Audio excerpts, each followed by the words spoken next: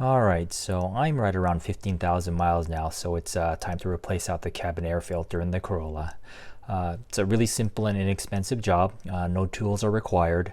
The filter I'm going to be using is the EP Auto CP157, and looks like alternatively it's the CF12157. Filter contains both soda and carbon, and it's right around $11 at the time of the video. I'll put a link in the description below. Okay, and prior to starting the install, I do want to make note that the filter itself is directional, so there are arrows on the filter itself indicating direction. Okay, first thing we need to do is open up the glove box and empty out the contents. All right, step 2, we're going to pinch the end and remove the arm. Okay. Now we're going to press in on the top of the glove box and pull down and detach.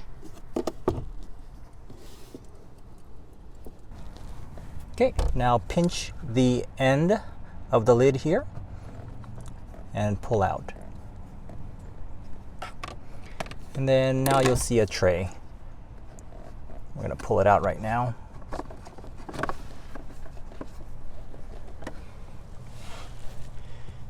And then we can tell by the filter that the direction of the airflow is from the top down.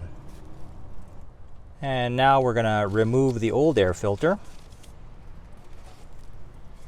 And once again, we're going to take note of the direction. So it's going from top down, and install the new one into the frame. And now we're going to insert the tray back inside the airbox. And reattach the lid.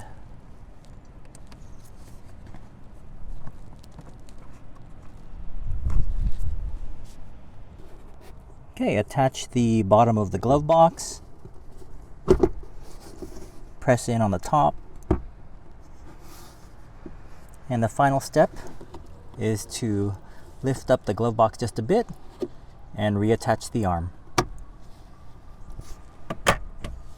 That's it. If you found this video helpful, please consider liking, subscribing, and commenting. Thank you.